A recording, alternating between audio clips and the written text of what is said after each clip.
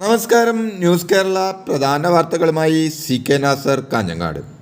ആവേശം പകർന്ന് സംസ്ഥാനത്ത് മുന്നണികളുടെ കലാശപ്പോര്. പുതു ചരിത്രമെഴുതുമെന്ന് LDF. മുഴുവൻ സീറ്റിലും ജയമെന്ന് UDF. 2 അക്ക സീറ്റ് നേടുമെന്ന് NDA.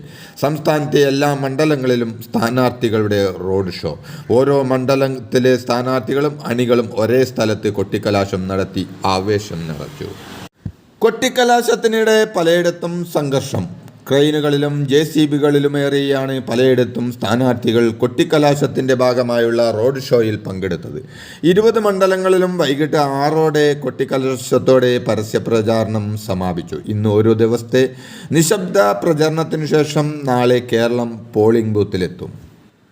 ഇന്ത്യ സഖ്യം ലോക്സഭാ തെരഞ്ഞെടുപ്പിൽ വിജയിച്ചാൽ പ്രധാനമന്ത്രി കസേരയിൽ ലേലം വിളി നടക്കുമെന്ന് പ്രധാനമന്ത്രി നരേന്ദ്രമോദി. ഓരോ വർഷവും ഓരോ സഖ്യത്തിന്